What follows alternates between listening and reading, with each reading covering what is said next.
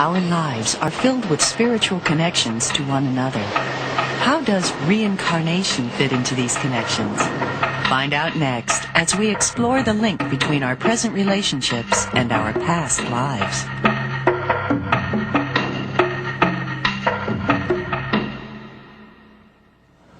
Life is an ongoing learning process, and certainly our relationships with other people are a major part of that educational experience. I'm Mark Thurston, and I'm joined today by author John Van Auken, whose written work has introduced reincarnation to thousands of people trying to figure out what makes relationships work. Welcome to the program, John. Thank you, Mark. In spite of the many people who believe in reincarnation, and there must be billions in the world, it's still a controversial subject. What's the strongest evidence for reincarnation to your mind? Well, for me, when I was a young man, it bothered me when I looked around and saw the apparent unfairness, seemingly at birth, that different people dealt with. Some were born into health and well-being and opportunity, and others were born into terrible situations or ill health. That unfairness bothered me. It didn't seem like we all got an equal start, an equal opportunity. I noticed that even the church had the concept of pre-existence of the soul in order to explain this apparent unfairness. And so that was the thing that I noticed that seemed to support that something has occurred prior to birth that affects the current life. As taught for thousands of years, reincarnation is the process of living through a series of lifetimes for the purpose of soul development. Echoing this ancient wisdom, but with a distinctly Christian orientation, Edgar Cayce discussed this process in nearly 2,000 life readings. According to Cayce, our lives do not begin at the moment of our physical birth. Our natural state is spirit, and in this state we have existed for many millennia. We are souls, not merely physical bodies. For eons, the soul has been undergoing a series of earthly lifetimes in order to experience firsthand the cause and effect relationship of free will. In other words, each individual is where he or she is right now because of previous actions and choices. Essentially, the purpose of reincarnation is to discover our spiritual essence and our true relationship with God. From Cayce's perspective, growing spiritual awareness is acquired through our relationships with others. It is by being involved with others that we learn soul attributes such as patience, forgiveness, love, kindness, and empathy. Reincarnation. It's the premise that we've lived before. If we've lived previously, maybe the important people in our lives today are the same souls we've been with in past lives.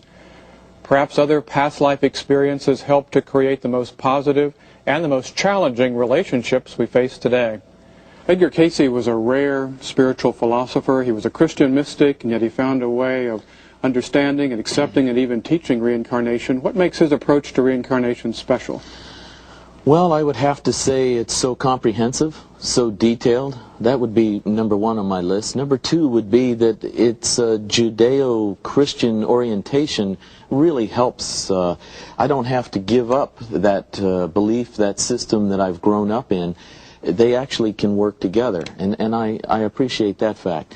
The third point would be how he shows that in the midst of life situations, physical, relationships, business-wise, there's opportunity for healing and grace and changing what is an apparent circumstance or a repetitive pattern that we just have to deal with. You have an opportunity to improve, to make a change. Mm-hmm.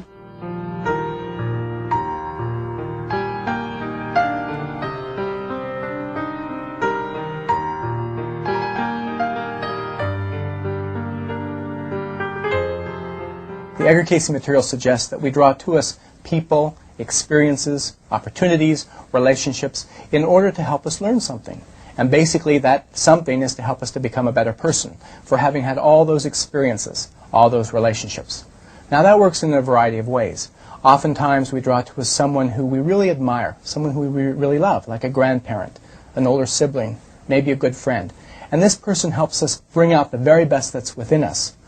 Conversely, we also have relationships that really challenge us, that really try us, that really make us live up to the best that's within us to learn patience or understanding or tolerance. So we have different kinds of relationships that hopefully bring out the best that's within us, and all those relationships can be a hopeful, helpful, and purposeful experience if we choose to make it so.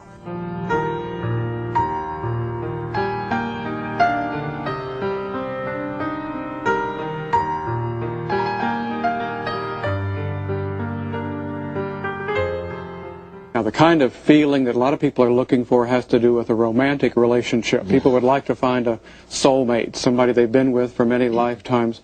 How do you recognize a soulmate?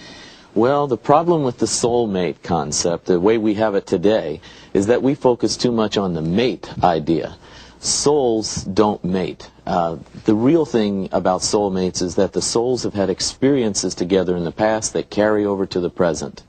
It doesn't have to be a mating relationship of the souls. So it's other kinds of relationships that could just as easily be a soulmate. Sure, you two could end up, one of you could be a lyricist that could write the lyrics and the other one the music, and the two of you would work together all life very comfortably, very much connected, and very familiar with one another.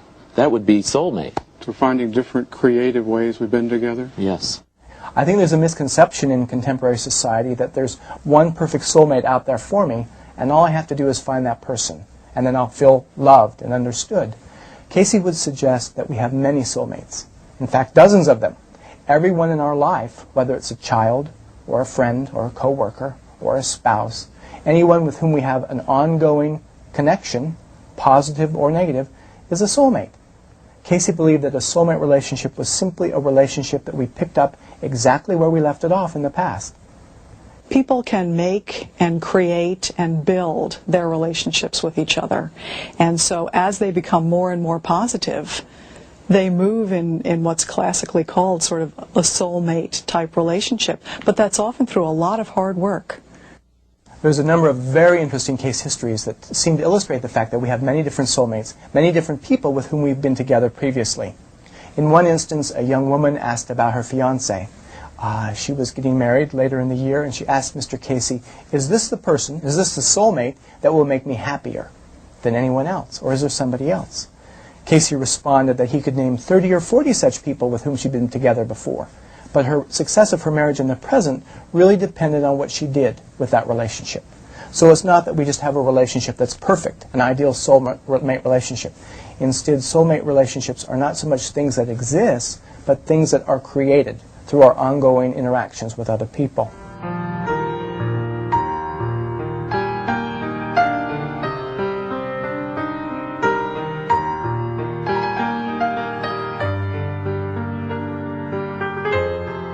Now, if reincarnation really has so much potential to help us with relationships, how do you recognize a relationship that goes back to previous lives? That's a good question.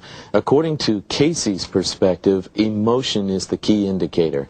If a circumstance or an individual elicits a strong emotion in you, either attraction or revulsion, you are probably touching on a deep subconscious soul memory of having experienced relationships with this individual before, or this circumstance.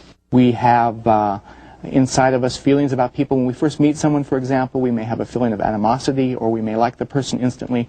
Where does that come from? According to Casey, these feelings we have about people are stored within our own record, and we're constantly remembering that information. And right now we're recreating information about our feelings for people in the future.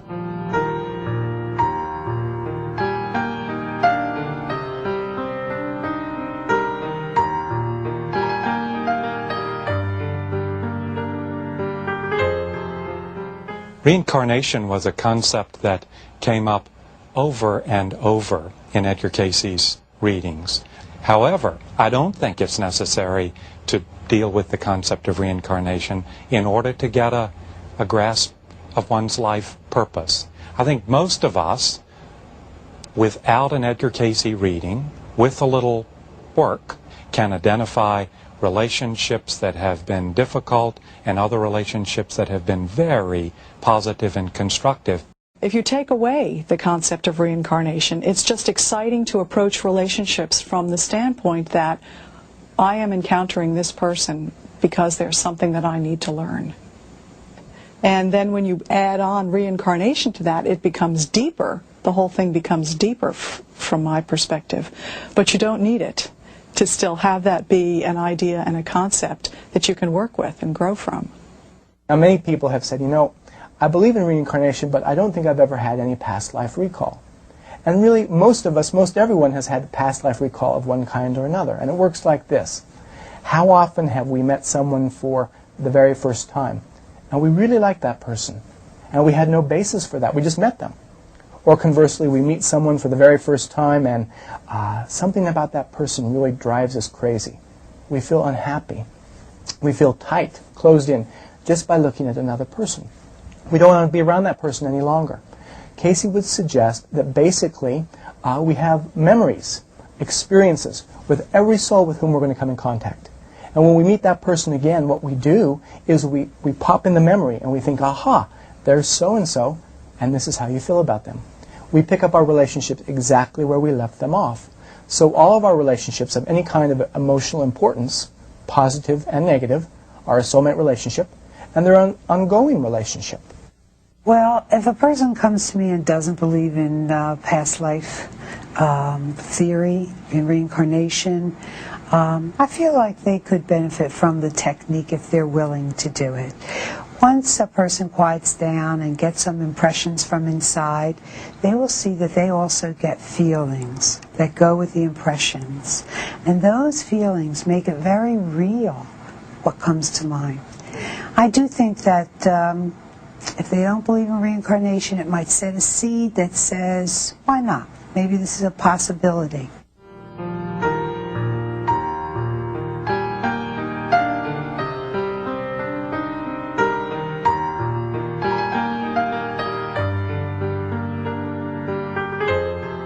The journey of the soul, as it's described in the theory of reincarnation, is enacted on a cosmic scale. It stretches us to think of ourselves as far more than ordinary physical beings living here on earth. Many ancient religious traditions and modern spiritual philosophers invite us to see a fundamental principle, the continuity of life. In the process of reincarnation, souls tend to incarnate in cycles and groups. For that reason, Casey believed that we pick up our relationships with others exactly where they left off in the past. If we once learned unconditional love toward another person, then that's where we will begin the relationship with that very same individual in the present. Conversely, if there's someone with whom we've had an adversarial relationship in the past, we're sure to have to deal with feelings of animosity toward that person in the present. Sometimes people will meet someone new and yet feel as though they know them. A man was out in the Southwest. It was the times of the gold mines, and he's panning for gold. And working alone, but one day he got bitten by a snake, and an Indian woman saw him from her own group. She saw him and went and saved his life. And they stayed together, and she went with him and panned for gold. In the old days, a flash flood came. He could swim, she couldn't. He got to higher ground. He never saw her again. She died. In the 70s, this man again is back in life, and he is in Arizona. He's at a party. He looks across the room. He sees a woman, and he just is absolutely taken by her. I mean, we call it love at first sight. When you go to check the story through regression, what we find is that woman was the Indian woman in the past life. And he did know her before. If you want to look at the concept of reincarnation, along with what brings couples together, then the Edgar Casey readings frequently said that people are drawn together repeatedly over past lives and in future lives, and that includes not only couples but groups of people who have worked together, and family units who have changed their roles with each other. One woman had difficulties with her son. She had very different philosophical ideas than he did. She was very interested in the Edgar Casey information. She was very interested in past lives. She got past life information on herself and various members of her family. And one of the people she asked about was her son. Her oldest son was a conservative minister. He thought his mother was crazy. They had very different philosophical ideas about how things worked. And she asked about him. She wanted to know why there had always been this contention between the two of them. Not just about the Casey philosophy, but ever since growing up, they seemed to have different ideas about things. Casey responded and told her that this young man had been a co-worker of hers in ancient Egypt, and the two of them had had very different philosophical ideas. Well, because that's where the relationship had left off, that's where it picked up again in the present. And so when she asked about, well, how can she help him come around to her way of thinking, Casey told her to forget about it, to just love him unconditionally, and eventually, if he asked her questions, then she could answer them, but not to try to force her ideas on him. Well, interestingly enough, eventually this young man, this minister, had a very severe problem with allergies, and he had been to traditional doctors and wasn't getting much relief. So kind of as an aside, one day her mother mentioned, you know, why don't you get a reading from Mr. Casey and see if he can help you? Well, the young man was at his wit's end. He was really suffering badly from allergies, and he decided to go ahead and get the reading. The reading was given. He followed treatment for a few months, and when he felt so much better, he thought to himself, you know, maybe there's something about this Mr. Casey after all. So eventually that young man got a past life reading of his own, and in time, the mother and the son reconciled their perspectives on the way things worked, and there'd actually been a healing that had not taken place for thousands of years. Casey's perspective on our relationships is that we need to learn how to heal every one of our relationships with whom we're having difficulty.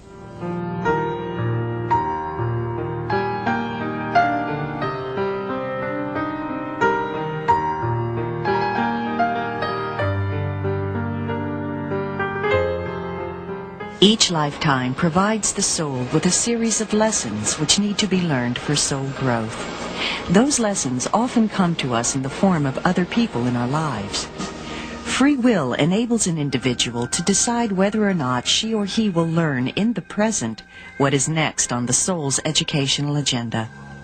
But from Casey's perspective, a lesson will be repeated until it is mastered. It isn't so important to know exactly who we've been in the past. What counts is focusing on the present and the relationships, challenges, and opportunities that we have right now. Any person that we have a strong reaction to, positive or negative, then we are encountering them for a reason. And the reason often is to help us grow.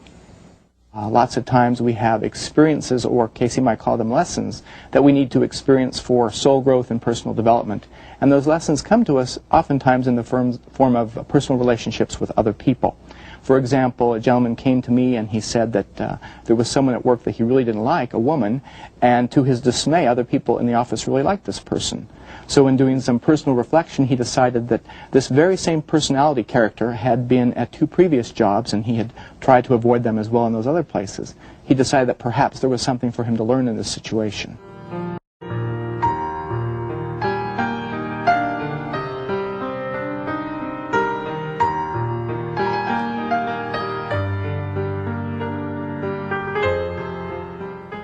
For many individuals, reincarnation has become something more than just a simple philosophical belief. It's a practical tool for gaining insight into the past and creating positive change in the present.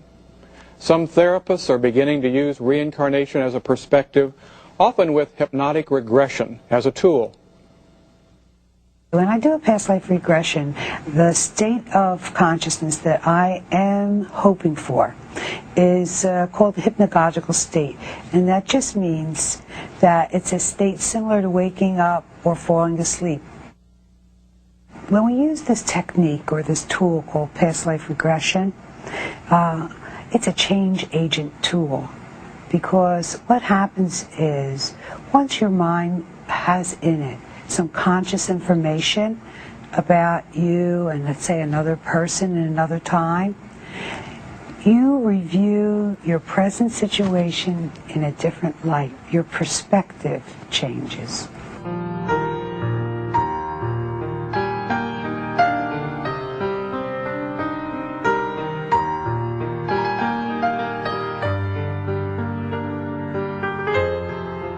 Every relationship is different, and everyone finds different ways of using the principle of reincarnation to help understand relationships. Reincarnation helps us see that relationships aren't random or haphazard. things between people happen for a reason. Not only do we meet people for a reason, but that almost everything that happens to us in our lives has a purpose. Casey suggests that whenever we have an emotional response to another human being, there's something for us to learn. And that something is really tied up in a universal law he suggested goes, like attracts like. We draw to a specific people for a reason, and that reason is to learn something about ourselves. Now, we don't mind hearing that when it's someone we like, someone we love and admire, but how can that be true of someone that we're having a problem with? And that's how is really like this. The people in our lives are there to challenge and prod us to become a better person. So let's say, for example, I've spoken to a lot of people who perhaps tell me that they grew up in a household where their father was very controlling. And then they got married, and maybe their spouse is controlling and overbearing, always criticizing them. They have children, and their children treat them the same way. And eventually maybe they go to work and have a job, and their boss treats them critically and controlling as well. And the person may say to me, you know, I guess maybe it's my karma. But with the like attracts like phenomena, what may be happening is that this person is constantly drawing to themselves people who think as low as them as they do. So what we need to keep in mind is sometimes people are brought into our lives so we can change ourselves. And ultimately, from Casey's perspective, the only person we can change in a relationship is ourselves. Couples are drawn together for obviously a lot of different reasons, and a lot of them are related to factors that happened in this life. Edgar Casey would suggest there are at least 4 points at the heart of all of our relationships. The first point is that all of our relationships have the possibility, the potential, to be a helpful and a hopeful experience if we choose to make it so. If we decide to learn what we need to learn in this situation. What is this person trying to help me learn? The second point is that all of our relationships are repeated until they're healed. We will continually draw to us the same people, the same types of experiences, the same types of challenges until we've learned from them and transformed them.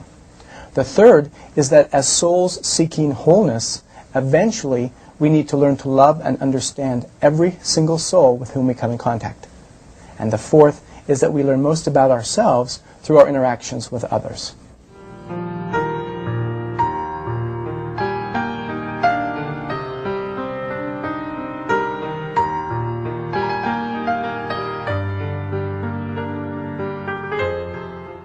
It seems obvious that reincarnation is much more than a belief system. It can be a practical way of dealing with people and events in our daily lives.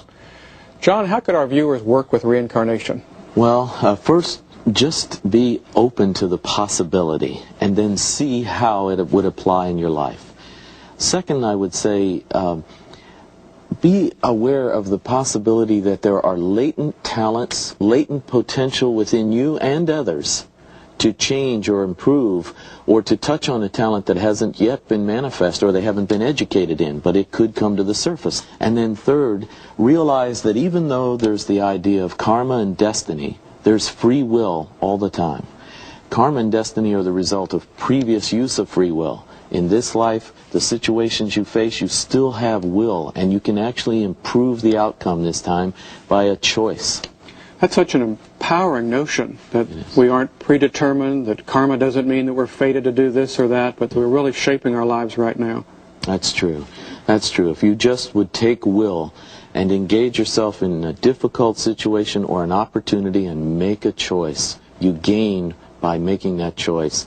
And in some way you may affect a much better outcome than it has been in the past. So no doubt it's big decisions and those little ones every day as well. It's the little ones more than the big ones usually. Each day, each attitude, each reaction, each word or sentence, those little situations that get at you. The backstabbing, the spitefulness, the word you wished you hadn't spoken, those are the important things to work with.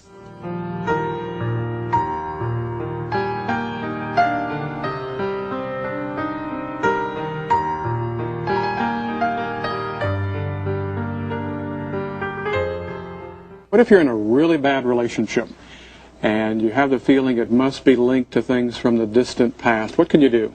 This is a difficult one. Usually you can't approach it head on, so you need to use the power of prayer. Since you can't address the issue easily, directly, go into your quiet place. Pray about it. Pray for the other person. Pray for yourself. Pray for forgiveness for all the dynamics involved. then usually a pattern has happened, and this pattern recurs. You keep repeating the same pattern, so you need to stop trying the same things and create a new action plan. Whatever it is, try out something different with this person and this situation. Also, you need to be aware that it may possibly be a purposeful test to help your soul grow, very similar to the idea in Job, in which the Lord makes a deal with Satan to test Job, to see if Job's heart really is on the Lord's side or just on Job's interest, his own selfish interest. Sometimes in a dynamic situation where it's stressful, the goal is to kind of break out of self-interest and see what would be helpful to the whole here. And then finally, you have no choice but be patient. Things that have taken centuries will take some time to heal. Just have to be patient. I bet a lot of people would find that last one the hardest one to do. Yeah, probably. We kind of live in a culture of instantinitis where we want to be able to take a pill or do something quick to heal a problem. If it's not working, divorce it, get rid of it, go on, rather than try to engage it and work through it. In today's society, I think we too easily want to get rid of a relationship if it's not easy or something that we find happy or comfortable. Casey would say that we need to keep working on our relationships until we've transformed them. Now, very often someone will ask, well, didn't Edgar Casey recommend a divorce sometimes? And the answer, he only recommended divorce on 3 different occasions, when 3 different things were happening. If someone's in a relationship where it's abusive and they're in harm physically or emotionally, then sometimes divorce was recommended. Casey would not want anyone to stay in a relationship where they were in danger. The second is that sometimes someone in the relationship, one of the people, has actually learned the lesson, and they can move on without any problem. And the third is sometimes both people have learned the lesson and they can move on. But it's important to remember that if we ever think back on one of our relationships, and we think about all the things that happened, and we can picture that person, and if we think of them and have an emotional response to it, a negative emotional response, there has not been a healing. And until there's been a healing, we're going to have to come back and face this person or this issue again and again and again until it's transformed. So we don't want to end our relationships too quickly until we've tried all we can do to help transform them. On the other hand, we don't want to stay in a relationship in which we're incapable of changing or the other person's incapable of changing. But we need to keep in mind that eventually every one of our relationships has to be transformed and healed. Problems in our outer lives, relationships, money, work, are all mirrors of problems within ourselves, and we face them in our relationships and in the outer world, where we get ample opportunities, especially in relationship, to meet our most difficult aspects. What we learn from our relationships most of all is what we need to work on as well as what we have to work with. We learn about our own strengths and weaknesses. We learn where we're not patient. We learn where we're not tolerant. We learn what we have to share with other people. We learn about our strengths, what we can share with others. We learn how we can help other people become the very best that we can be. Can we assert our individuality without having it disrupt human relations? Well, I don't think we can put the desire not to upset people first. First of all, I think we need to find out what it is we need and speak of that honestly. And if it does upset relationships, it can be a very constructive process. Most relationships don't end because we're honest about what we need. Most of them don't end by us making good choices for ourselves. They end because we've saved up the need to do that. We've lied about what we need. We've suppressed that healthy exercise of will to the point where when we finally tell people what we need, it's explosive. It just tears everything up. So if we're honest, if we apply the will every day in our relationships, yes, it may stir people up and create dialogue, but ultimately I think it makes for better relationships. So it may be an inappropriate fear to worry that if I assert my personal power and my free will, it's going to drive the other person away. What's the main reason we don't do it? Is we're afraid of what will happen, rejection, alienation from other people. I think one of the interesting concepts in the Edgar Casey readings about relationships has to do with the nature of loneliness. That loneliness actually can be a purposeful experience. Sometimes people are alone and they don't have a close personal relationship and they want to know why. Casey said very often it happens for 2 reasons. One reason is that I've been suppressing, let's say, some kind of talent or ability or a desire that I have within myself. And maybe I don't think I'm good enough, or maybe I don't think I'm talented enough, or maybe I don't think I'll be able to pull it off. Casey said, very often when we're lonely, it's because we're suppressing a soul desire that's trying to come out, trying to express itself. And loneliness gives us the opportunity to reflect on who we are and what we have to offer other people. A second reason for loneliness, often pointed out in the Edgar Casey information, is that whenever we're lonely, it's a challenge, a prodding, to go out and find someone who is more lonely than we are, and try to help encourage and facilitate someone else to become the very best that we can be. And by doing that, Casey assured a number of people that they would draw to themselves a perfect relationship for that individual.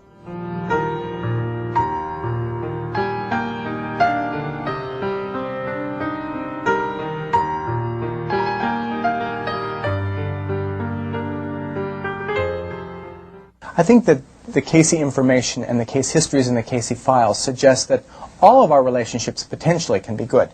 But the best relationship we can have is an unconditional relationship. One where we love a person, because they're a child of God, because there's the spark of divine in that person, and we love them with no thought of something in return. That's unconditional love, where we just love and accept someone the way they are. Now, too often we want to change people. I've often had the thought myself, well, if that person really loved me, they'd change. The interesting thing about that was when we think about ourselves in regards to other people, we think, if that person really loved me, they'd accept me the way I am. The truth of the matter is we need to come to terms with who we are as individuals and what we need to change, not so much what we'd like other people to change within themselves. And if we really love people, we would learn how to love and accept them the way they are and help support them in changing the things that they need to change. I'd have to learn how to forgive that person and accept that person where they are. I want to be accepted where I am, and most everybody else wants to be accepted where we are, because we can't be where somebody else would like us to be. Well, how can we distinguish between a kind of macho, repressive willpower, and on the other hand, a more healthy, balanced use of the power of will? Well, I think that often we equate will with domination or control. And so it has a kind of a negative connotation, a person who's willful or controlling.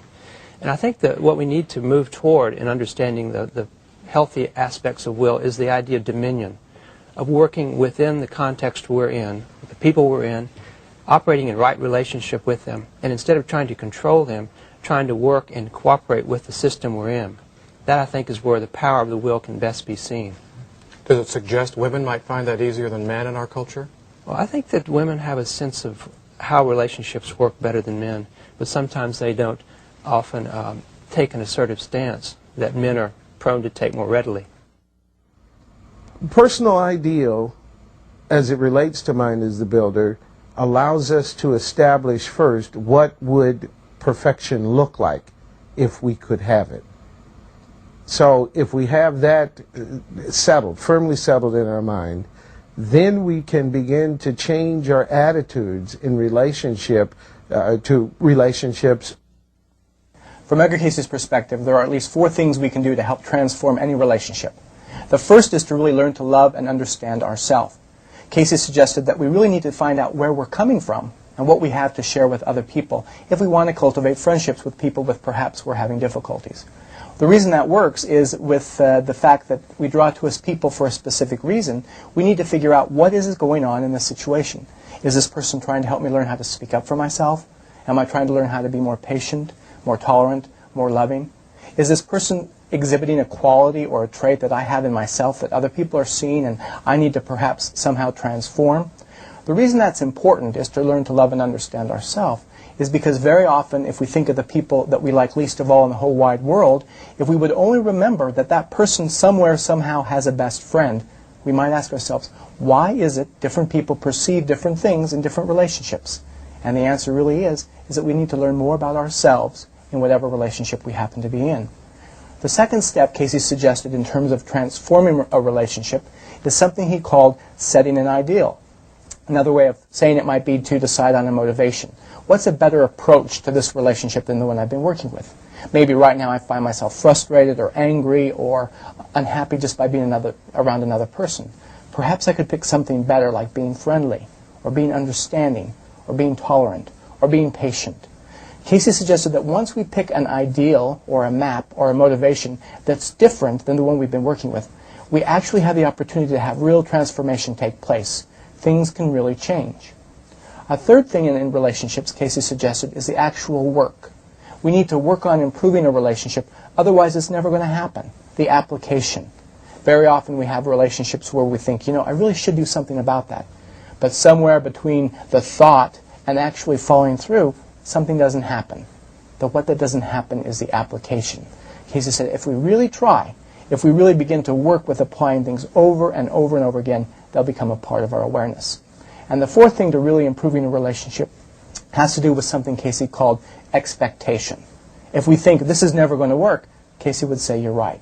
But if we really anticipate the fact that this can change, because ultimately the only person that changes in a relationship is myself, you're right, real healing can take place. So those four things, learning to love and understand myself, setting an ideal, really working on the application, and then the fourth is expect things to change so that they can.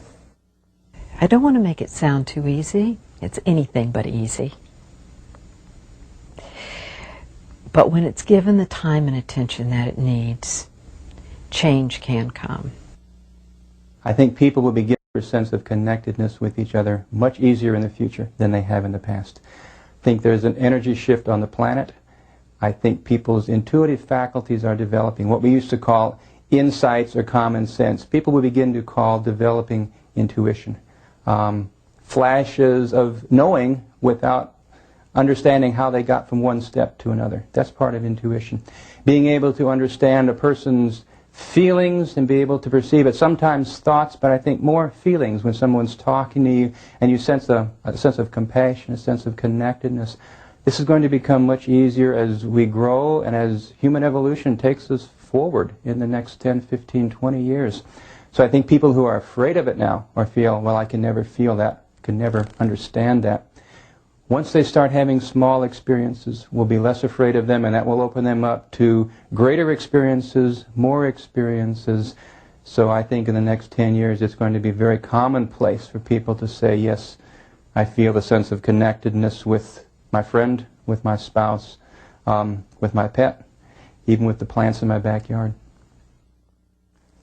Ultimately, the best ingredient in a relationship, from Casey's perspective, is unconditional love. Love given out selflessly with no thought of what is received in return. So from Casey's perspective, love is something, an act of giving. It is not so much what I'm getting in return. Love is not what is someone doing for me, but instead, what can I do for another person? Edgar Casey's philosophy has a fascinating principle that we grow to heaven only by leaning on the arm of somebody we've helped. How does service fit into this whole process of karma and past lives? Well, once you actually accept the idea that life is continual and that it's one, that we're all one family, then anyone you meet, any action you do in this life that actually contributes to the health of the family, to the future of the family, benefits us all. And that concept is in reincarnation and also is a principle that drives the idea that service in this life to others is important. So that's the key to the healing. Yes, the key to the healing.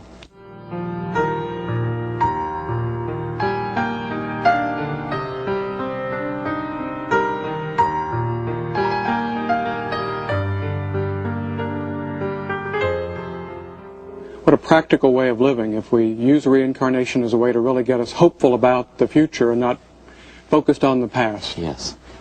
Reincarnation is the process by which our souls meet the consequences of our attitudes and deeds. It teaches us that there are soul lessons for spiritual development, particularly through our relationships. Those relationships give us the opportunity to grow.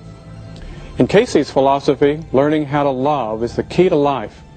In his vision for the future, reincarnation will be widely understood and accepted, and it will show us that we're going to be part of human history for this and many new millennia to come.